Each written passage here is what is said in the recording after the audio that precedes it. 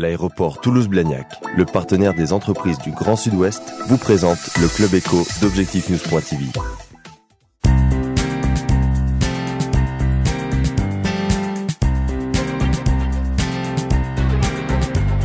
Bonsoir et merci de nous rejoindre sur objectifnews.com et objectifnews.tv. Notre invitée ce soir, Florence Bénichou, fondatrice du cabinet Better Human Company et de Météostress.com, qui est un outil de mesure du stress.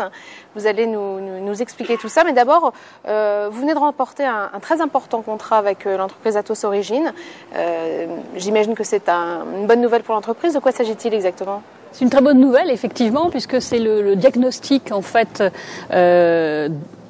des risques psychosociaux sur les 15 000 personnes d'Atos Origine qui sont réparties sur 32 sites en France.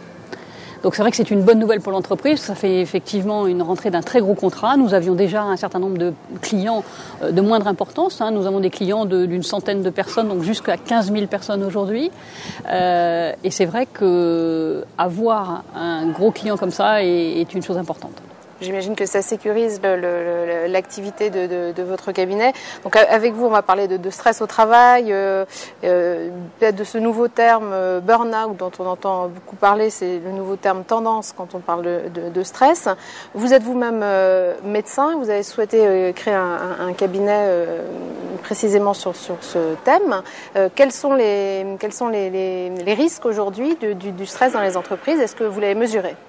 Alors, c'est notre métier aujourd'hui de le mesurer, et c'est déjà extrêmement important de mettre de la mesure dans les entreprises sur ce sujet-là, parce que on sait aujourd'hui que dans les entreprises, seule la mesure induit les comportements. Donc, vous aurez beau dire le stress est mauvais, effectivement, même pour la performance de l'entreprise, ça ne changera rien tant qu'on n'aura pas mis de la mesure. Donc notre travail à nous, c'est vraiment d'aider les entreprises à d'abord faire une évaluation de ce que leur coûte le stress, ensuite de mesurer quel est leur niveau de stress pour pouvoir ensuite mettre en œuvre des plans de prévention qui sont extrêmement importants et efficaces en termes d'amélioration de la performance que j'appellerais durable des entreprises. Nous travaillons sur le développement durable des êtres humains qui sont effectivement la matière première, j'allais dire, de l'entreprise. Le stress, ça coûte cher aux entreprises aujourd'hui ? Est-ce que les chefs d'entreprise sont conscients de ce risque ? Alors, ils sont très peu conscients de ce risque aujourd'hui. Et quand vous discutez avec des DRH, par exemple, ils vous parlent en pourcentage. Ils vous disent « Oh ben non, ça me coûte 3 à 5% de ma masse salariale ». Mais ils ne transforment jamais en congé en absentéisme, par exemple. Mais donc là, ils ne voient que l'absentéisme, ils ne voient pas tous les autres coûts cachés. C'est-à-dire le présentéisme, là où les gens sont présents dans l'entreprise, font même beaucoup d'heures, mais ne sont pas forcément très efficaces, parce qu'ils sont fatigués, épuisés, souvent même désengagés, par un stress trop important. Donc le coût est vraiment essentiel déjà pour une prise de conscience de la direction générale. C'est une problématique de direction générale, très honnêtement, aujourd'hui. Aujourd'hui, on a un tableau du stress dans les entreprises en France, et peut-être pas d'ailleurs que dans les entreprises, ça peut aussi certainement concerner les administrations, pourquoi pas ? Toutes les administrations et les entreprises aujourd'hui sont concernées. Il y a des tas d'études qui sont sorties. On sait aujourd'hui que 60 à 62% des salariés se disent soit très stressés, soit stressés au travail. Donc le mot stress est une problématique un peu spécifique parce que les gens mettent beaucoup de choses sous cette dénomination. Il y a beaucoup de croyances. Aujourd'hui, il y a des définitions très claires de ce qu'est le stress. On sait très bien le définir, on sait très bien le mesurer et on a des outils fiables pour ça. Donc moi, ce que je voudrais, c'est rassurer d'abord les chefs d'entreprise en leur disant « Prenez-en conscience, ça vous coûte cher ». Deuxièmement, on a aujourd'hui des outils fiables pour le mesurer et on a effectivement des solutions à proposer pour améliorer les choses. Donc on ne peut plus se permettre aujourd'hui de dire « Je ne veux pas voir ce problème-là ». L'important, c'est effectivement de l'identifier pour agir contre. Mais est-ce que les chefs d'entreprise ne redoutent pas justement d'avoir à payer pour Alors c'est vrai que c'est un frein, c'est un frein effectivement, mais quand on voit que le coût de la prévention aujourd'hui est en général 6 fois moins cher que ce que coûte réellement le stress, et ça on a des études qui sont faites en particulier au Canada qui démontrent ça de façon très claire, c'est-à-dire qu'un euro dépensé en prévention, c'est 6 euros de gagné. Qu'est-ce que c'est le burn-out dont on entend beaucoup parler aujourd'hui ? Alors le burn-out, c'est l'épuisement professionnel. L'épuisement professionnel, ce sont des gens qui sont ce qu'on appelle au bout du rouleau en fait, et qui s'arrêtent de façon très brutale. C'est-à-dire qu'un beau jour, vous ne pouvez plus vous lever le matin. Voilà, c'est ça le burn-out. Vous avez travaillé, vous êtes épuisé, et un beau jour, le ressort est cassé. Vous ne pouvez plus vous lever, vous ne pouvez plus strictement rien faire. Donc ça, c'est le niveau maximum du stress. Ça, c'est le niveau maximum du stress chronique. Parce que n'oubliez pas, je dis toujours, le stress, c'est bon pour la santé. Hein. C'est un élément de défense de notre organisme. C'est essentiel.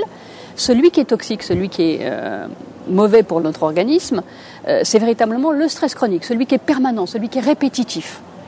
Donc c'est celui-là contre lequel il faut effectivement lutter. Et effectivement, une des étapes ultimes, c'est le burn-out. Donc vous proposez des solutions, vous accompagnez les entreprises, les DRH, les chefs d'entreprise. Quels sont les objectifs de votre entreprise? Quelles entreprises vous visez? Alors, écoutez, les objectifs d'abord, c'est d'inventer des outils. Parce que ce qui est très important aujourd'hui, c'est qu'il y a beaucoup de colloques, de conférences qui sont faites sur le sujet. En France, on parle beaucoup, mais on agit peu dans les entreprises. Donc nous, ce qu'on essaye de mettre en place, ce sont vraiment des outils qui permettent effectivement d'agir, donc d'avoir de la mesure de l'auto-évaluation régulière des individus, et puis surtout d'avoir de l'auto-coaching, c'est-à-dire des solutions qu'on propose à la fois aux individus et aux entreprises. Il faut des solutions collectives.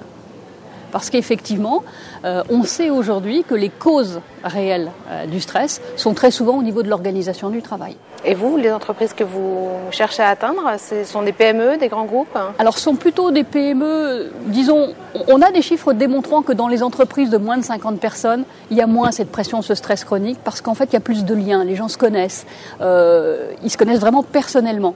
Dès qu'on est dans une entreprise qui a plus d'une centaine de personnes, on a plus de mal à bien se connaître. Donc plus de mal à repérer les gens qui sont à risque ou les situations qui sont à risque.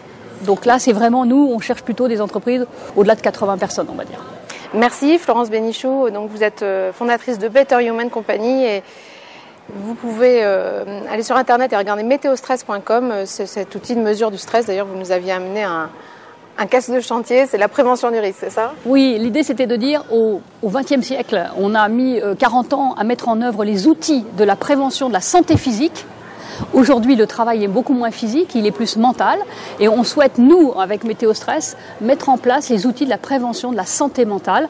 Et ce casque est là vraiment juste pour symboliser un petit peu l'idée qu'il faut protéger le mental des salariés, des cadres et des chefs d'entreprise. J'insiste aussi beaucoup sur les cadres, parce qu'aujourd'hui, les cadres de proximité sont très souvent, j'allais dire, mis non pas en défaut, mais avec des injonctions paradoxales. On leur demande des objectifs énormes et on leur demande de ne pas stresser leurs équipes. C'est très compliqué. Il ne faut pas stigmatiser ces gens-là, mais il faut au contraire les aider, leur donner des solutions. C'est ce qu'on essaye d'apporter aux entreprises. Merci Florence Bénichou. Merci à vous.